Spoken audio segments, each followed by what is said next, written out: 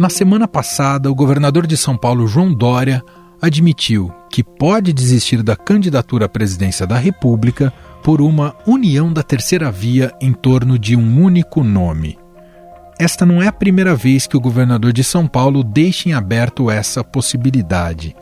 Em 7 de outubro, em evento da Comunitas, prometeu que recuaria em apoio ao pré-candidato da terceira via que tivesse chance de ir para o segundo turno. O meu país, o povo do meu país, é mais importante do que eu mesmo. Portanto, se chegar lá adiante, e lá adiante eu tiver que oferecer o meu apoio para que o Brasil não tenha mais essa dicotomia, triste dicotomia do pesadelo de ter Lula ou Bolsonaro, eu estarei ao lado daquele e de quantos forem os que serão capacitados para oferecer uma condição melhor para o Brasil. Em uma enquete feita pelo Estadão, apenas 13 parlamentares do PSDB disseram apoiar João Dória. Outros 18 não quiseram responder. Mas uma coisa é certa, essa desistência só ocorreria para apoiar um candidato da terceira via. Um aceno a Lula ou a Bolsonaro está completamente descartado pelo próprio presidente do partido, Bruno Araújo. O PSDB quer distância de Lula e do PT. O PSDB quer distância de Bolsonaro. Lula e Bolsonaro têm importantes intenções de votos, não representam majoritariamente cada um deles à vontade do eleitor brasileiro. Se essa posição majoritária identificar uma outra alternativa, ela vai trazer um outro presidente da República ao país. Vale lembrar que o PSDB é rival histórico do PT e as duas siglas polarizam as eleições presidenciais desde 1994. A única exceção foi em 2018. No entanto, algumas figuras históricas da legenda, como Fernando Henrique Cardoso, já disseram que votariam em Lula em um eventual segundo turno contra Bolsonaro neste ano. As consequências que podem ser positivas ou negativas, somando do Lula, e mesmo da Dilma, que foi bastante negativa em muitos aspectos, foram menos graves do que as negativas atuais do presidente Bolsonaro. Sendo assim, se houver, espero que não haja, essa dicotomia entre ou Haddad ou o Bolsonaro, ou alguém do PT, eu acho que votaria mais, eu prefiro que seja outra solução, né, contra o Bolsonaro. Os presidentes do União Brasil, Luciano Bivar, e do MDB, Baleia Rossi, já estão construindo um diálogo com Dória. As três legendas anunciaram na semana passada a intenção de ter apenas uma candidatura presidencial. De acordo com eles, a ideia é definir até o dia 15 de março se isso será possível. PSDB, MDB e União Brasil negociam a formação de uma federação partidária para lançar uma candidatura única ao Planalto. Os presidentes das legendas se reuniram ontem em Brasília para discutir a possibilidade, que foi apoiada pelo líder tucano Bruno Araújo.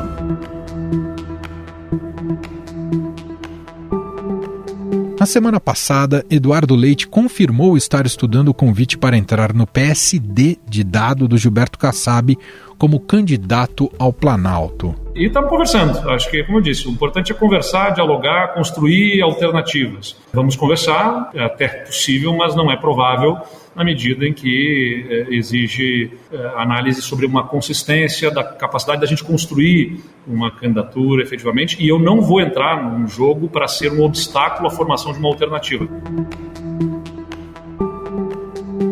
No entanto, a ideia de o PSDB se aliar ao PSD para apoiar Leite é visto com reservas por tucanos. Outros atores da chamada terceira via também já se manifestaram sobre a unificação em torno de um candidato.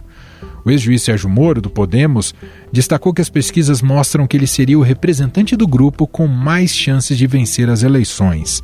Portanto, por hora, descarta desistir da disputa. Sérgio Moro fez questão de desmentir publicamente algo que começa a ser discutido nos bastidores do próprio partido: a possibilidade de lançar o ex-juiz para outro cargo, caso ele não suba nas pesquisas até março. Afirmou na internet que é pré-candidato à presidência, não ao Senado.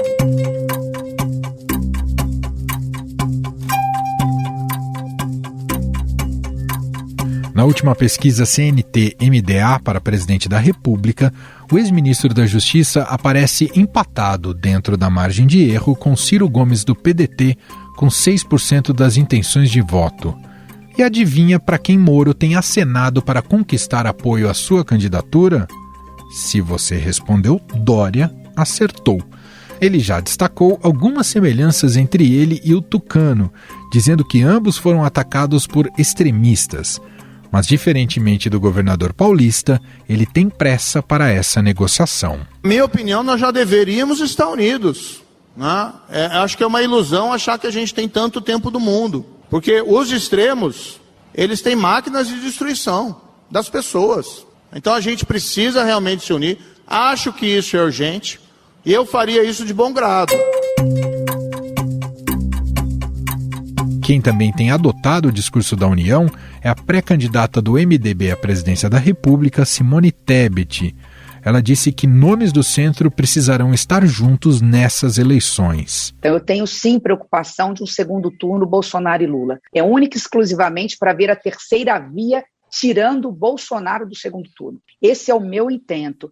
Eu não sei onde estará a terceira via, quem será o nome da terceira via, mas a terceira via terá o meu apoio. Não precisarei ser eu a pré-candidata ou a candidata dessa terceira via. Luiz Felipe Dávila, pré-candidato do Novo, também entrou para a turma do Tudo Junto e Misturado e concordou com os colegas de que o candidato escolhido deve ser aquele com maior potencial de crescimento nas pesquisas. Um dos nomes fortes dessa terceira via é Ciro Gomes, que já mostrou que não vai desistir da sua candidatura e tem feito movimentos para se manter na disputa. O pedetista afirmou que deseja transformar a aliança com o prefeito do Rio de Janeiro, Eduardo Paes, do PSD, em acordo nacional. No Rio de Janeiro nós fizemos um entendimento que é local, não tem a ver com a questão nacional ainda, de um pré-entendimento entre o PDT do Carlos Lupe e o PSD do Eduardo Paes, de marcharmos juntos para oferecer ao povo do Rio de Janeiro uma alternativa de governo. Se somarmos a porcentagem de todos esses nomes da chamada terceira via, segundo pesquisa CNT-MDA, faltaria ainda 10% de votos para alcançar os 26% de Jair Bolsonaro. Brancos, nulos e indecisos somam 12% e é nesses eleitores que o grupo deverá focar após a escolha de representante que tentará quebrar a polarização entre Lula e Bolsonaro. E para falar sobre esse cenário eleitoral, vamos conversar com o cientista político e professor do INSPER, Carlos Mello. Olá, professor, seja muito bem-vindo, como vai? Vou bem, muito obrigado, Emanuel. Um prazer falar com você e com os teus ouvintes. Professor, diante de um cenário, olhando para a situação do pré-candidato do PSDB à presidência da República, João Dória, olhando para o cenário que ele conta até aqui, com fraco desempenho nas pesquisas, as últimas pesquisas também mostram uma alta rejeição ao nome dele. E ainda internamente, com correligionários jogando contra a sua candidatura, é possível dizer que está se tornando inviável essa o nome de Dória na busca pela presidência? Olha, eu acho que qualquer resposta nesse sentido é precipitado. Nós estamos há 7 meses da eleição. Não é? O Brasil é muito frequente em que fatos novos ocorram, enfim, é uma conjuntura muito volátil, né?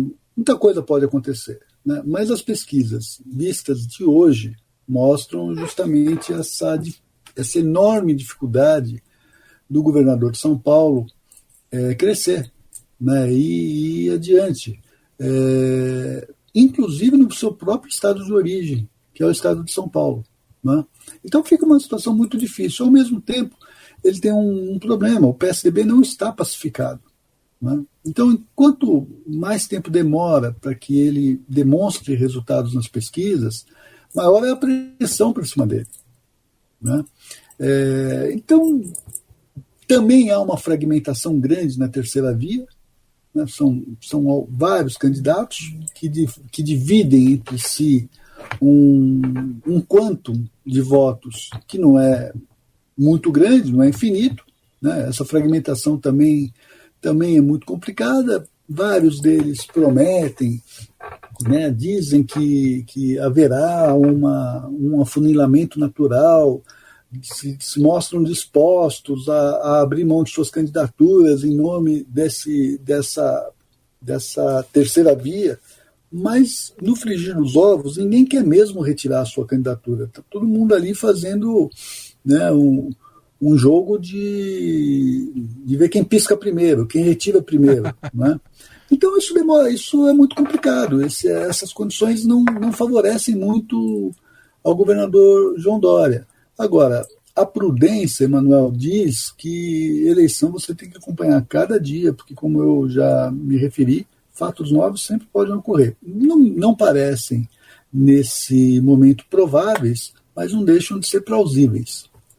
Por outro lado, eu apresentei aqui na primeira pergunta um cenário um tanto olhando para as dificuldades do Dória, mas eu queria te ver um pouco mais o que poderia explicar esse mau desempenho até aqui, visto que ele é o governador de São Paulo, né, que é sempre uma plataforma política muito relevante historicamente. O Dória teve um papel fundamental no combate à pandemia, especialmente na questão de trazer a vacina, e forçou o governo federal a se mobilizar em relação a isso. Por que mesmo assim ele não decola? Ele tem números econômicos importantes a apresentar aqui sobre São Paulo. O que explica, professor? Pois é, ele tem muitos méritos, inegavelmente tem méritos, e essa questão da vacina deveria ser um ativo importante nessa altura do campeonato. Mas ele também tem defeitos, né? Historicamente, ele surge na cena política de uma forma muito arrebatadora, né? Sempre muito contundente. Ele criou desafetos não só na política, mas em setores eleitorais muito fortes nessas duas eleições que ele disputou, né? Todos devem se lembrar como ele bateu fortemente no PT em 2016, o quanto que ele foi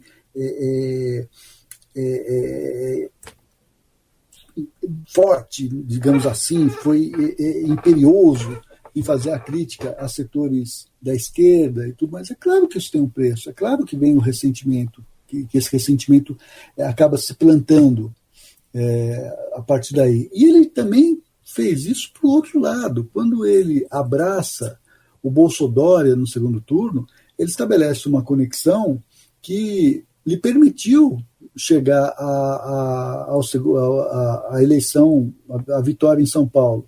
Mas quando ele se afasta do Bolsonaro, ele também se estigmatiza com esse outro setor. Então, de alguma forma, o que fez João Dória? Ele se desgastou à direita e à esquerda, né? E o centro, né, que deveria reconhecer o seu papel, o centro está fragmentado, né? Ele está fragmentado nos candidatos da terceira via, mas está também fragmentado, por exemplo, uma parte foi na direção do ex-presidente Lula, porque vê no ex-presidente Lula a figura possível para derrotar Jair Bolsonaro. E uma parte também já migrou para Jair Bolsonaro, né? Se diz desse setor de centro, o setor de centro tem sido chamado por alguns especialistas de nem Lula, nem Bolsonaro, né? Só que ele não se unificou. Quem não quer o Lula e não vê alternativa no centro, já migrou para o Bolsonaro, ou está migrando para o Bolsonaro. E quem não quer o Bolsonaro, mas não encontra uma alternativa de centro, né, já está migrando para o Lula. Recentemente mesmo, houve um abaixo-assinado feito com uma série de nomes importantes, inclusive, que não são ligados ao PT, pelo contrário, sempre tiveram uma posição de disputa em relação ao PT, mas já assinaram apoio ao Lula no primeiro turno. Então isso vai esvaziando. Eu acho que essas polêmicas todas, essas escaramuças que o governador criou, né, desenvolveu ao longo dessa sua curta carreira, né, aliado a essa incapacidade de aglutinar, né, o que seria a terceira via, esses nem-néns, deixa ele nesse patamar sofrível de intenção de votos. Tá certo, a campanha ainda não começou, temos um momento agora importante de definição, que é essa janela partidária, depois temos ainda a questão de fechar as federações partidárias e depois as convenções. Poderia até haver tempo, mas acontece que essa dinâmica de segundo turno parece que está se antecipando. Esse é um ponto. O outro ponto é que, para quem estuda pesquisa, começa a compreender que a fixação do voto, a decisão de votar neste ou naquele, que normalmente ocorre lá em agosto, né, já está se dando agora. Né? Então, como eu disse, é plausível, mas visto de hoje parece pouco provável que se consiga sair daí. E professor, o senhor comentou, né, da falta de pacificação do PSDB. O senhor vê saídas políticas para o PSDB? O Dória não mostrou ser muito hábil, né, em construir essas pontes, né? E a gente observou um movimento do petismo com o Lula, né, talvez mais do lulismo, implodindo um pouco o PSDB por dentro, né, ao trazer o Geraldo Alckmin. Isso ainda tende a ser confirmado, né, como seu candidato a vice. Os tucanos mais históricos também se mostrando simpáticos à candidatura do Lula, avessos à candidatura do Dória. Eduardo Leite talvez pulando para o PSD. O que vai ser do PSDB, professor? Pois é, veja, a grande questão, vamos pegar, o PT tem incongruências, tem disputas internas, tem visões diferentes, mas tem uma grande liderança que é capaz, de uma forma ou de outra, de se impor a essas idiosincrasias partidárias todas. Né? No bolsonarismo também há isso. Né? Existem os radicais e os mais radicais no bolsonarismo. Né? Mas, de algum modo, o presidente Bolsonaro também se impõe. Né? No caso do PSDB, não há essa liderança que consiga se impor. E quando eu falo que consiga se impor, eu não estou dizendo que se impõe pela força, né? Pela força física, por exemplo, né? Mas se impõe politicamente, né? Pela força política, né? Pela capacidade de persuasão, pela liderança que expressa. Olha, não há isso no PSDB nesse momento. E talvez não haja desde do final do governo Fernando Henrique, ou até antes, com o passamento do ex-governador Mário Covas. Esse sim, uma grande liderança do PSDB histórica, né? Que inclusive conseguia enquadrar o PSDB em alguns momentos. Enquadrou o PSDB, por exemplo, quando o PSDB vacilou, né, em ir para... hesitou, digamos assim, melhor esse termo, hesitou em ir para o governo Collor, em 1992. A liderança moral do Covas se impôs e impediu. Mas não há mais isso. Né? Onde há isso? Há em partidos onde, de fato, as lideranças existem, e a gente pode gostar ou não gostar desses, mas temos lá o Lula e temos o Bolsonaro, e temos partidos de dono. Né? Partidos onde o sujeito ele manda no partido, e temos aquele partido que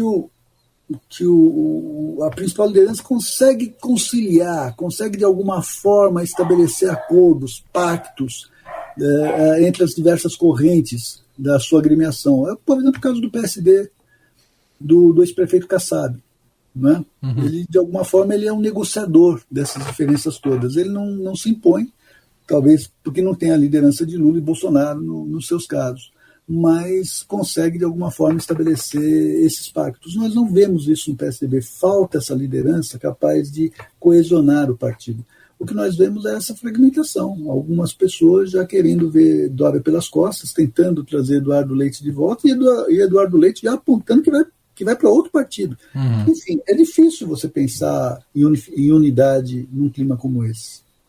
Para a gente finalizar, professor, olhando para esse cenário da terceira via que o senhor comentou um pouco, aí o senhor comentou do marco temporal, né, que ainda temos alguns meses até o período eleitoral, efetivamente, para essa terceira via sobrevida está em apostar na campanha como chance de reverter votos e conseguir que um nome desponte? Só isso é a principal janela agora para conseguir ter um melhor desempenho? Olha, eu acho que a terceira via ela errou em vários momentos. Ela errou há cerca de um ano e pouco, e não definia, afinal de contas, quem seria o seu candidato. Ou que pelo menos reduzisse o número de candidaturas.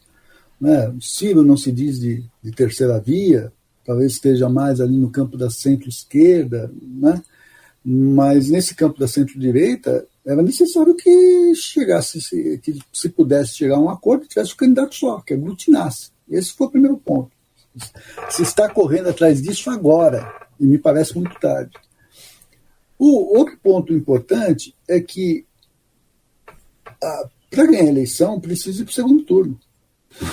Simples assim. Né? E para ir para o segundo turno precisa ter uma estratégia.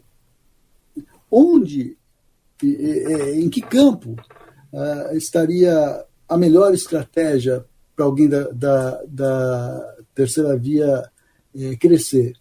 Me parece que onde havia mais fragilidade, pelo menos até recentemente, era no campo bolsonarista. Né? Era fazer um enfrentamento em relação ao Bolsonaro para depois enfrentar Lula no segundo turno. E essa terceira via, ela se fragmentou criticando todos ao mesmo tempo, sem nenhuma estratégia, né? Sem nenhuma visão de tática mesmo, de ação, até porque não há um comando, né, central que pudesse dar essa disciplina tática e essa visão estratégica. Então, errou no tempo e errou no tipo de política que fez. Só não podemos dizer que isso está acabado, porque é política e acima de ser política é Brasil. Né? Com todas as intercorrências que nós sabemos que ocorrem na política brasileira. Enfim, infelizmente tem avião que cai, tem tentativas de assassinato, enfim, tanta coisa que ocorre que oxalá não ocorram nesse nível, né? Mas a gente tem que ficar sempre em relação à política brasileira com muito precavidos, porque as coisas podem acontecer e se precipitar muito rapidamente. Muito bem, cientista político Carlos Mello, professor do INSPER, gentilmente aqui analisando para a gente um pouco mais o cenário eleitoral. Obrigado, viu, professor? Um grande abraço. Sempre um prazer falar com você e com seus ouvintes. Estadão Notícias. E este foi o Estadão Notícias de hoje. Contou com a apresentação minha, Emanuel Bonfim, na produção, edição e roteiro, Gustavo Lopes, Jefferson Perleberg e Ana Paula Niederauer. A montagem é de Moacir Biasi.